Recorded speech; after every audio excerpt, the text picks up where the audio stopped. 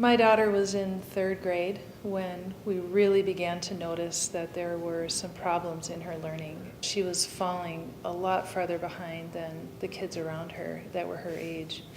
Math was just difficult. Trying to remember math facts, we did everything. We skipped, we jumped, we did everything we could. Nothing would stick. The same with reading. It was very interesting how she could memorize sounds and could read fine as long as the words rhymed.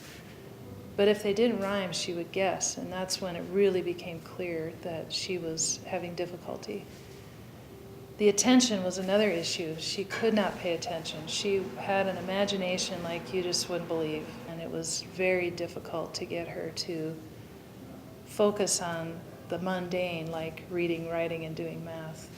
And so we just didn't know what we were going to do. My daughter was in third grade when we began to notice that there were some real challenges with her learning. We were quite concerned. Reading and writing were very difficult. Math was horrible. She couldn't remember her math facts. What was interesting too is we could tell in so many other ways how intelligent she really was, but those basic reading, writing, and math skills were just not coming along. I remember one time in particular, I decided to start taking some notes and documenting some of these things so that when it came time to go and get some professional assessment, I wanted to have some data. I had given Sarah an English test that she needed to take. She was doing probably grade level 1 work, even though she was in third grade. And I got her started and I said, just go ahead and take this English test, Sarah. And I sat behind her so she couldn't see what I was doing, and I was taking notes on my computer.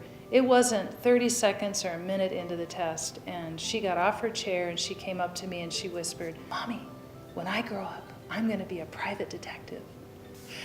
And I remember thinking how much that was like her, how school was not the thing she was focusing on. It was that wonderful imagination that was so beautiful about her. But I also knew at the same time that we had a problem. School was not the thing she was focusing on. It was that wonderful imagination that was so beautiful about her. We had a difficult situation in front of us where our daughter was having a hard time learning how to read, write, and do math. So we were introduced to the National Institute of Learning Development, or NILD. What an exciting adventure that was for me to finally get some tools on my belt that I could help my daughter. They provided a master's level course, so I began my master's degree doing this program. My colleague also got the training. Together we began working with kids in our community, and almost immediately we began to see a difference. The first thing that changed for my daughter was her confidence. She began to read things that she never would have attempted to read before. In 2006, we became aware of other families who had children that were having difficulties with learning, who needed the same kind of hope that we needed when our daughter was struggling. And that's really what prompted us to start what is now the Joshua Institute, a place where families could come and receive the kind of help that we had. We've watched the same kind of improvement in so many kids, just like we saw in our daughter. It's been amazing to watch, which has shown us that there's a need here. And maybe you feel that. Maybe you feel that same need for hope and encouragement for a struggling student you may have. I'm telling you, it was just an amazing experience for us to watch how these tools that have been research-based have made a difference, not only in our daughter, but in so many kids.